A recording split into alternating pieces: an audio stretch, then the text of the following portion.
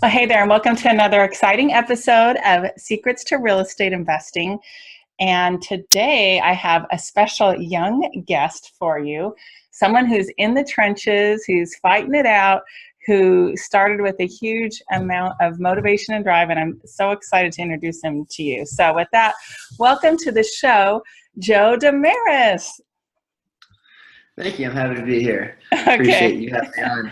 Contain your excitement a little, Joe. I know it's exciting, but well, why don't you give our listeners a little background? And by the way, listeners, I met him at a house flipping conference seminar, and I love to network, and so I was really excited to meet him and his friend from the other side of the country, from Alabama. Birmingham, Alabama is where Joe's from. But Joe, why don't you tell our listeners about kind of your background and how you got into real estate investing, and make sure you include the part about how you're living in a flip, because that's impressive. Yeah, so definitely not your typical way to get into the business. Just for starters, so I live in Birmingham. I grew up in Boston and went to school in the University of Arizona. Didn't even know that Birmingham was a city where my senior year in college.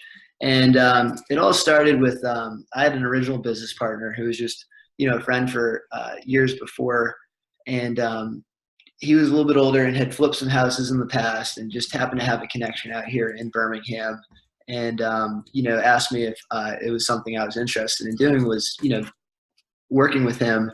I've never really been much of a go work for a corporation kind of guy, more of a self-starter, I guess. But I'm not good at getting told what to do, basically. So I was like, yeah, sure. That sounds good to me. So, I started going down to, flying down here and just kind of learning about the business, and, things really weren't going that well. I mean, we had a relationship with a realtor. They'd managed the construction, but things weren't getting done the way they needed to. A roof would be, we'd get a new roof on it, and maybe they'd have to tear off the shingles, and, we'd come to the house, and there'd be 2 layers of shingles around the house and then a new roof on, but somehow the shingles didn't end up in the dumpster. So, big problems that we were dealing with. And that went on for a while. And ultimately came down to we were in a good amount of debt that my partner had taken on to, fund this business venture. I think we had 3 or 4 properties at the time that were not selling. One of them was still under construction, which is the one I ended up living in. And that one just had been gutted. And we had just we ran out of money because we were expecting, some of these to sell, and they didn't. Cash flow is a big thing in this. So that's what came up with this genius idea of me to move down to Birmingham and try to straighten things out. And being the naive, I think I was 20 or 21 at the time when I think I was 20 at the time, maybe 22 at the time. I made the decision to move down here, and I thought it was going to take 6 months. I'd clear it out and I'd be in California shortly after. That's always been my dream, to live, out there. So I'm very jealous of you. So that's how I ended up there. And from there, I guess I got down there. I had to make some money, right? Because the business obviously wasn't very successful. It was just costing us money. So I started off as a waiter, waiting tables at this place called Jim and Nick's. Anybody that lives in the Southeast will know Jim and Nick's, and it's a very popular franchise place. And I was waiting tables there for about 6 months and working on this house myself. By the way, I know nothing about construction, zero. Did you watch any YouTube videos? Did you learn anything from YouTube? I didn't have Wi-Fi, so I don't even think that was an option. I used to go to Starbucks to get Wi-Fi to Skype with friends, or just casually, use the internet for things that normal people do. So I didn't, but that would have been a good idea. What I did is I just kind of network, I guess, a little bit with some of the people I had met at the real estate office that I had previously been working with, and would just kind of meet contractors that way and just kind of learn by doing. And that whole process took about 6 months. I mean, when I got into that house, as I had mentioned, it was already demoed. So the only running water was in the basement, which was terrible. So I was like, I'd wash my dishes down there and pour the dirty water out the window from, whatever I'd cooked that day. And I had a hot plate and a mini fridge, and it was just absolutely brutal. I mean, I didn't know anybody. It was depressing. And, it was probably the worst 6 months of my life, but also everything happens for a reason. And that's, how I ultimately met, my business partner now. Wow, you had to really stick it out. Like you were committed. So when you were living in this flip, and I'm assuming you finished it and sold it, were you glad you did it? Were you glad it went that way? Or tell us a little bit more about that. Or did you regret it? So yeah, I mean, hindsight's 2020, right? So at the time, it was just brutal. I mean, I might as well have just gotten a job at McDonald's because I would have made more money, right? I mean, I spent so much time, so much energy. Like on my birthday, I think on my 23rd birthday or something. I don't even know. I'm having trouble with how long ago this was. It seems like forever, but it's only been a few years because I've only been down here for 3 years. But on my birthday, I woke up and I worked like 12 hours, just like sanding drywall, like all alone, just like it was brutal, And so, I mean, it was terrible. I mean, I absolutely just was kicking myself for going down there. Something I didn't mention was my parents were so against me going down to Birmingham to pursue this that they offered a full year's expenses in California had I gone there. My rent, car payments, everything. And if I went to Birmingham, I was cut off. And for some reason, just being a defiant, person that I am and, not listening just like any other young adult or teenager, I just, did exactly the opposite of what my parents told me to do. So I was absolutely kicking myself and regretting it. But things turned around, right?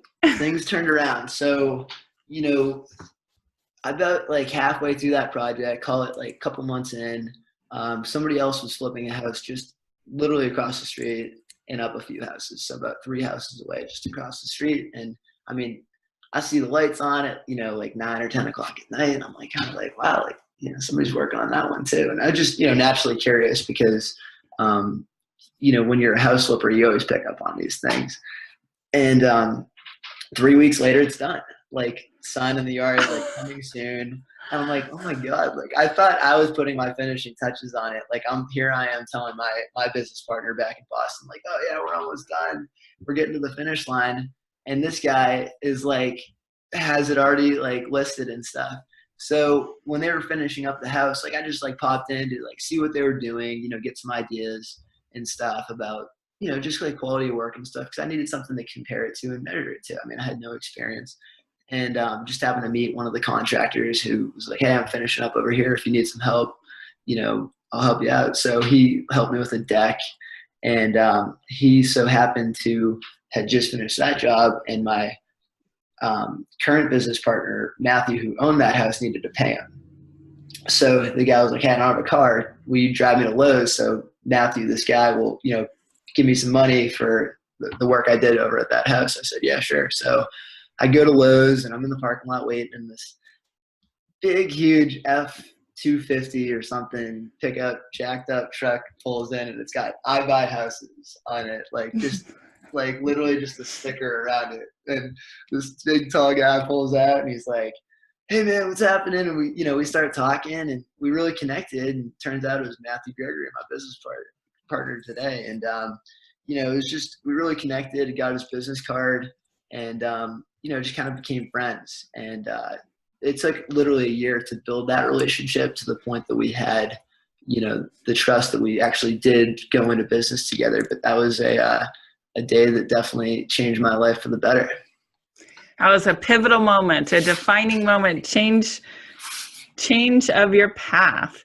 Well, one thing that really impressed me when I met you before is how much you benefited from having a mentor, and you weren't afraid to like partner up with someone and learn from them and share the expense, share the reward, and do all that. So tell us a little bit more about that and how that relationship developed too.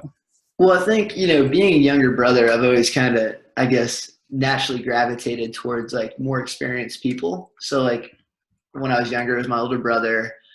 maybe in school, I always kind of like to hang out with like older kids. Like I was on the wrestling team, and I always got along with the older guys better, just because they had more life experience and stuff. And then even in college, when I was in the early stages of the first company I'd started, I had a mentor, right?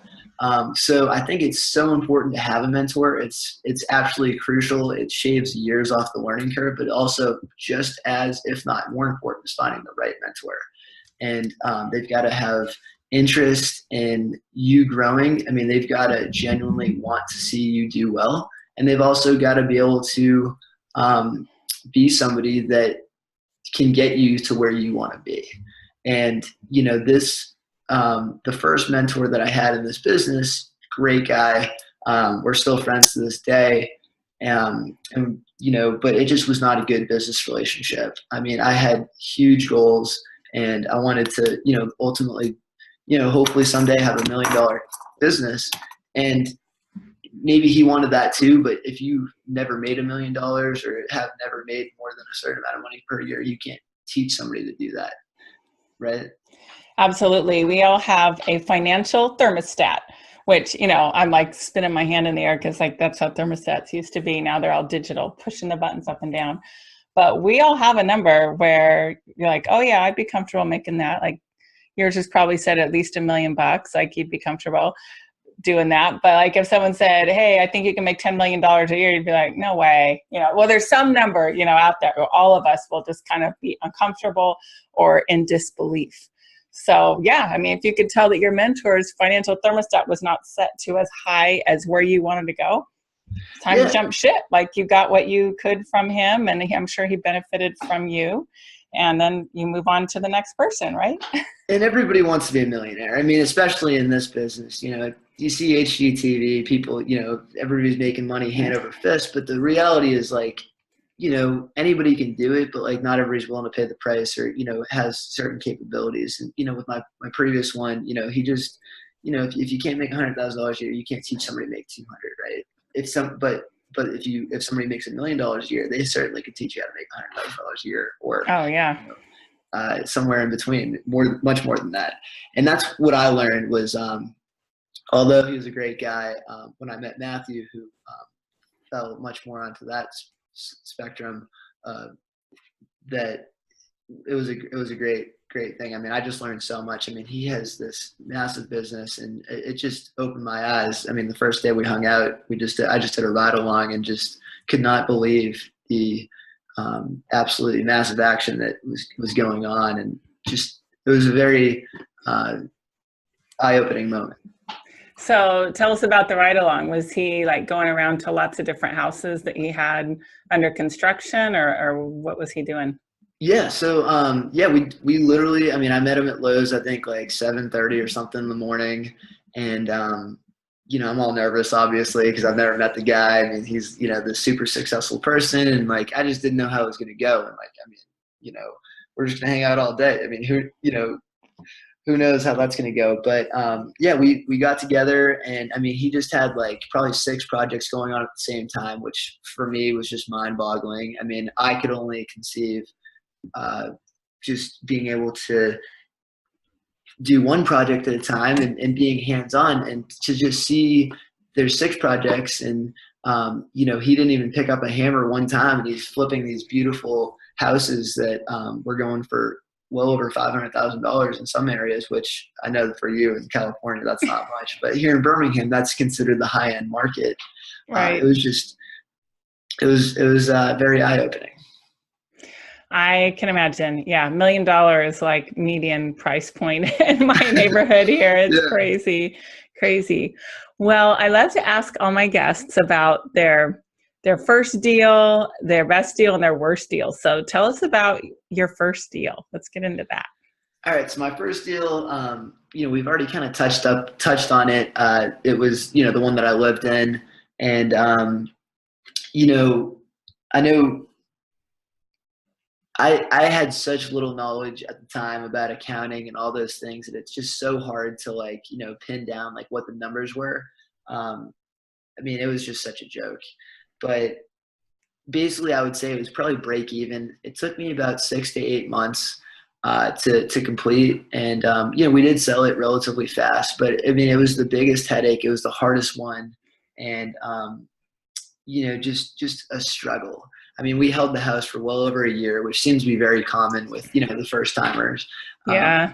Kind of like, that's so good you're saying that, because people have these expectations. So if you're new and you're listening, if it takes you a year for your first one, you're not alone. I mean, yeah, we all wish we could be in and out in 3 months on every deal or less, but it's okay, right? You survive, right, Joe?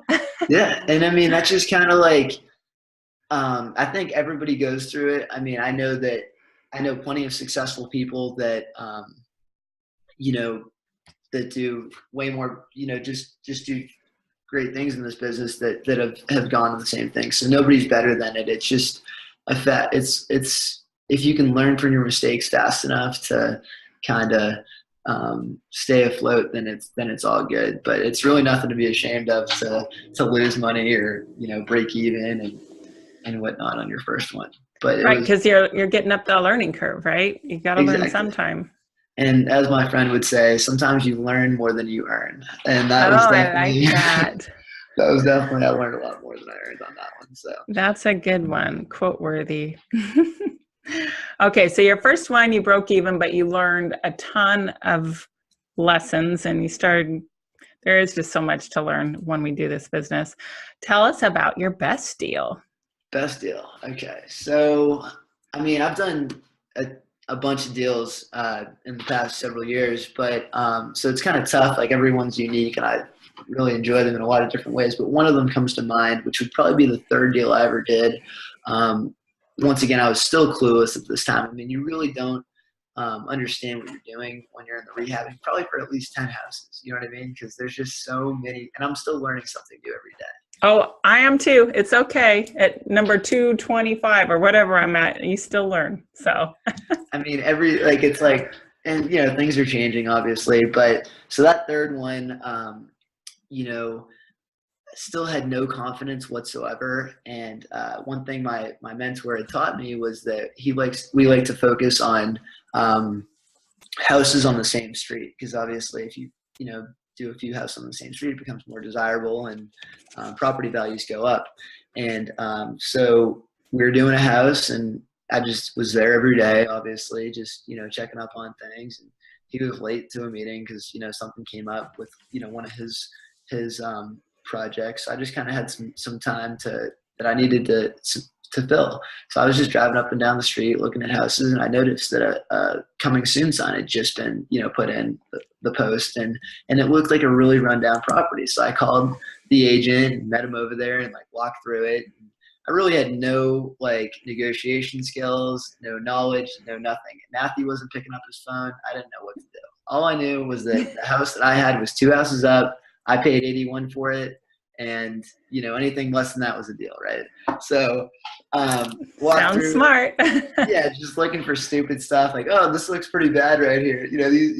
I don't know about this sheetrock is pretty moldy, or just look at this rotted whatever here, just making stuff up. And I offered, I believe it was $65,000, and I almost threw up when I did it. I almost because I just felt so uncomfortable, and the guy was like, I don't know if we can do that, maybe 75. And I'm like, okay, we're at a good start, because so we'll see where we go with this. And I was like, no, man, I really think 65 is the most we can do. And part of that was probably because my lack of confidence, that, I thought I need to get this thing as low as possible to make it work, because I don't know what to do with it, even if. So he ended up submitting the offer after, Matthew looked at it. He's like, yeah, 65 is great. And we ended up getting under contract for 67. Woohoo! You did it. Yeah, it was awesome. And then, we flipped it, and I think we made around $65,000 or $70,000 on that one. And it was my gosh. So 100%. Well, I know you had rehab costs in there, but that's amazing. So yeah. So, and we've done 6 houses on that street. We actually, the last one we just finished was a couple weeks ago. It's under contract now. So that's a record for us. I think most houses. Oh my gosh. Done on the street. I've done 2 on one street a couple of times, but never 6. Wow, you're taking over the world there. I've just noticed when you focus on an area, you just happen to meet the neighbors, and it just inevitably, when you are places, you just find more opportunities the more places you are, which you're great at, with just being good with people. Well, as are you. I mean, you're charismatic and smiling and warm and friendly, and that's all it takes to get your foot in the door, to get people to like you, because so much of this business is people. It's a people business, besides knowing how to do some math. So getting the sellers and the sellers' friends to like you is a huge advantage, just like it is with, being able to get along with your contractors and whoever else, the realtors and that kind of thing. Okay, Yeah. so that's your best deal. What would you say was your worst deal, if you're willing to share? Yeah, worst deal. I mean, after my first deal, I mean, nothing can really be that bad, right? So my worst deal that I can think of that, like, for a while I was just like, I regret doing this. Like, I wish that I'd never done it. Would probably be, there's a few of them, but the one that comes to mind would be just a house that I got. We bought it for 53. I think we kind of overpaid for it a little bit. Just sometimes when you're in heat of negotiations, you got to keep your crews busy and stuff. You just don't push the envelope too hard. So we bought it for, call it 53. And right at the closing table, we found out it was a wholesaler that had it. He paid like 42 or something for it. So I immediately was just pissed off that, like, he made like $11,000, which is fine. I mean, people need to make money. But when you see that, like, somebody just, got, there was a lot more wiggle room than you thought. We kind of got played a little bit. So that was not the best start. And then, of course, we were putting vinyl siding on it because, the wood they had done, it was just like, it's basically a sponge, and it just rots. So we started pulling that back, and I mean, it was just chewed up with termites. I mean, it was brutal. Like, I'm talking if it had gone on for another year, the house would have collapsed. Oh So my we gosh. basically had to like rebuild like a lot of parts of the house, and it just went way over budget. And then the realtor we dealt with, he had found the deal for us, and we let him list it. That was kind of the arrangements we had. It was just a clown, for lack of a better word. I mean, just did not need to be in the real estate business. I don't even think he still is, but just like didn't return phone calls, and to add insult to injury. And we ended up selling it for like, I think I put like probably 40 something into it. And maybe we sold it for like 120 and made like $16,000. It was just a big headache for a little reward. Well, at least you made money. Yeah, we never lost money. But in general, you're used to doing less work for a lot more reward. So Yes. That one was not such a good return. Well, I'm glad you still made money on it. That's good. Well, and why don't you take a minute? I've just in this week, I've dealt with this. I have 3 flips going right now with 3 agents that are not me. I relist things sometimes, but I try to give them back to agents that find them for me if I can. Or if, a couple of these are like 2 hours from my house, I don't want to be driving to deal with that. And they're a lower sale price. So like I've got them for like about 200,000. Then, it's not worth that level of commission for me compared to stuff I can do in my neighborhood where homes are selling for $1 million.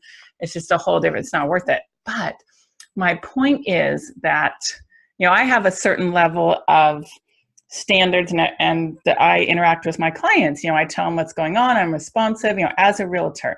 And it's been eye-opening to me that some of these realtors will not respond to me. They don't answer their phone. It takes them a day to call back or 24 hours. And like when you're in the heat of a deal or not having a deal and you want to answer from your realtor, you expect them to call you back. So just yesterday, I thought, you know what? I need to start setting the clear expectation with agents that list my deals for me. Hey, I want a call from you every Tuesday and Friday while we're on the market, while we're in escrow, whatever, to tell me what's going on, because I want to know. But it's a little bit my fault, I guess, if I haven't laid that expectation for them, that I want communication. Because you can have agents cost you deals, cost you, profits if they're not doing their job well, as you experienced with that guy that you probably generously called a clown. You could call it something worse. So like, how do you deal with realtors? Do you experience some of those frustrations? Obviously you do. And how do you overcome that?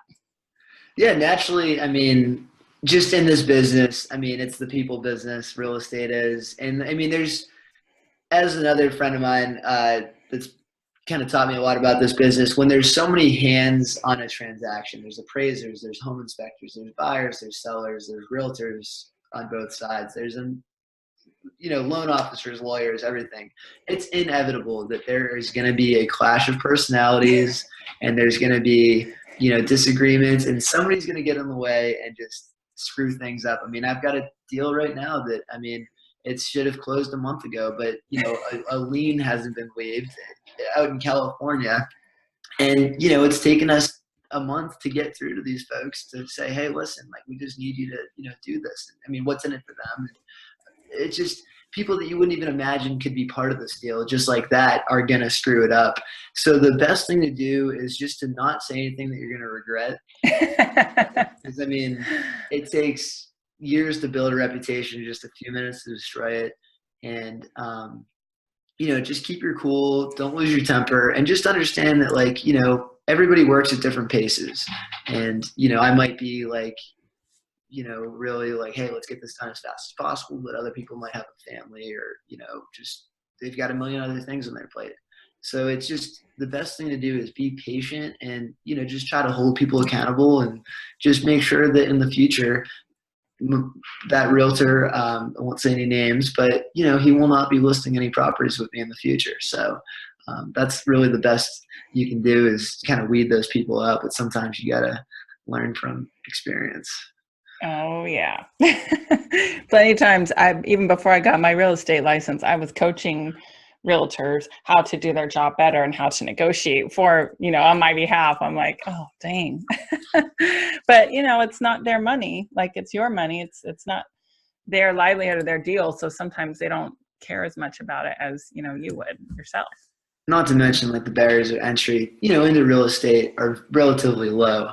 What barrier? No, I'm yeah, kidding. there's no barrier. There's one small test you have to take. Like, hey, that's it. You do have to pass a test. So yeah. You have to be breathing. So, and you have to pass the test. And it's not an easy test, but, relatively speaking, as opposed to, a lot of other professions out there where, I mean, we handle some pretty big transactions, and, there's a lot of damage you can do and a lot of good you can do. And it's just amazing how easy it is to get there. But yeah. Why don't you tell us now about, like, what you're working on now? What did you do this last year? What your goals are for the next year? You still partnering up with someone, and what's going on? okay. Yeah. So, last year was so I've been in Birmingham. I'm coming up with my third year. I think like January 22nd or something is my anniversary. The reason why I know is some memory popped up on Facebook of, me and my friends having our last dinner. And I think that was the day before I drove down here. But so that year I did, that one deal. And then last year I did 8 sales. I count sales, if I flip a house and it's on the market, it doesn't sell that year, it doesn't count. And then this year, if everything that's under contract does close, which everything's looking pretty good, I should have 20 sales this year. And then I'll be going into next year. Got a few contracts that just need some signatures and stuff. I should be going into next year with 9 deals. Some of those will be under contract, before the end of this year. And some of them will be rehabbed and about to be hit the market and whatnot. So it's going to be a really strong year for 2018. I plan to do about 30. And, I still have the same partner, my buddy Matthew. And, we have a very synergistic relationship, which, is extremely important for a partnership. 1 + 1 has to equal 3, because, there is a lot of effort that goes into it. Just simple things like respecting, before you make a decision, like making a phone call, and waiting for them to call you back, even though you're going to know kind of soon, right? Whereas you could be like, oh yeah, just do it. And, there's certain things that you have to put the effort there. But as long as 1 + 1 = 3 or more, it's well worth it. So not going anywhere with that. He's helped me out so much. I'm so loyal. And, also I think we've got a lot of really exciting things, to come. just getting started. Awesome. So you're just going to keep growing it in Birmingham, Alabama. So how do you perceive the market? Obviously, you perceive that there's lots of good opportunity for you there. So I know plenty of people they'll flip in their own market they live in and then also try and do stuff remotely. Have you ever looked into that or considered that? Well, I haven't looked, like, I guess technically I did do it remotely starting out, right, when I was in college and, trying to do it from a distance. And I really had a bad experience, a bad taste in my mouth. And that doesn't mean that it's not possible, right? So I guess I kind of shy away from that. So for now, there's just so much opportunity in my market. I was just in California where it was an awesome opportunity. I mean, I met some great people, yourself included, and was able to see some numbers. And I kind of like the numbers in Birmingham, but more yes, than other places. I would say your numbers there are way better than they are here. Yeah. So I mean, if the numbers were a lot higher somewhere else, maybe it'd be something I'd consider. But for now, I think I'm going to stick around, probably within like a 20-mile radius of the city, which is actually, covers a good bit. Awesome. Yeah. I mean, my stuff will go up to 2.5 hours away. Although, my LA flip is maybe, I don't know, 50 miles away, but it's 2.5 hours in traffic. It's not a good thing. Like I've learned to kind of do remote flipping, even though it's kind of local, just because I don't want to have to get in the car so much, spend my life on the road. Well, that's cool. Yeah. Thank you so much for sharing. This has been awesome. As we wrap up, I'd love to know, what advice would you have for people that are, considering getting into the business and still learning about it? Because you're still pretty new. So you've just been doing it a couple of years, going into your third year, right? Yeah. So you've got that fresh perspective. I've been in this so long. It's hard to remember what it was like at the beginning. So what advice would you give to someone considering it or brand new? Best advice would be, just don't give up. Don't be afraid to try new things and fail and stuff. Just make sure that if you do fail, it doesn't ruin you. Yeah. And just find a mentor. That's kind of what's worked for me. That's been my thing. I mean, everybody's, got a different way of going about things. I just naturally gravitate towards, people that are more knowledgeable and so that's probably the best thing. I think that'll shave a lot of years off the learning curve. People are like, what do you mean? Why would I give this person half of everything I've earned? And I'd rather have half of, something than zero of everything, right? Or 100% of a loss. I've got plenty of friends that lost money at the beginning of their deals. So yeah, 100%. Exactly. And I mean, I just think that there's just so much to gain. And just go, when you do find a mentor, come from a contribution. One thing that I've noticed is with realtors as well, everybody's just what's in it for me, or not everybody, a lot of people are. And those people that are what's in it for me never really tend to succeed. So just come from contribution, find some good people, just, give, look, how can I help you? And it'll just come back in tenfold. Excellent advice. I love it. Well, and I'm so happy to see all the success that you've had, because I perceive you being very deserving. Not only are you a hard worker, but you are a contributor and you gave to your mentor. You didn't expect something for nothing. So I'm so happy for you with all your success. Congratulations. Well, thank you. So with that, if people wanted to reach out to you and learn more from you, or even maybe talk about working with you in the Birmingham area, how would they reach you? Yeah, so they can reach me directly on my cell phone. I'm not the best with texting or emailing, so if you need anything, you can call me. Area code 978-846-4660. And my email, I do look at it sometimes, not the best of responses, so don't fault me if I don't respond. It's jehomes27@gmail.com, and I'll make sure that I get that email sent over to you with all that. Yeah, that'll be in our show notes. jehomes27 @gmail.com. @gmail.com. Nice and easy. Well, thank you so much, Joe. I super appreciate you sharing your valuable money earning time with those that are, not as far along as you, or maybe some that are far. Maybe there's people listening that could be mentors and see the benefit of taking someone like you under their wing. And then there's people that are the new position, and it's so great for them to consider the option of working with someone more experienced and working under a mentor, being like an apprentice has been really helpful. So thank you so much for sharing. And listeners, you can catch our show notes at hardhatholly.com/84 or episode 84. And if you want to get notifications of our podcasts being uploaded as well as get our free downloads, you can go to text on your phone. You're going to text to the number 38470. That's 38470, and you're going to text the word hard hat, all one word, no spaces. Text hard hat to 38470, and you'll get on our weekly notification when we have a new podcast out, and then you can get access to all of our awesome free downloads. So get out there. Thanks again, Joe. You guys get out there, take some action, and earn some income. Thanks, guys. Hey there, thanks for watching the video. Make sure you like it and click subscribe to get notified of more videos. And you can go to hardhatholly.com for a free download on secrets to finding great deals.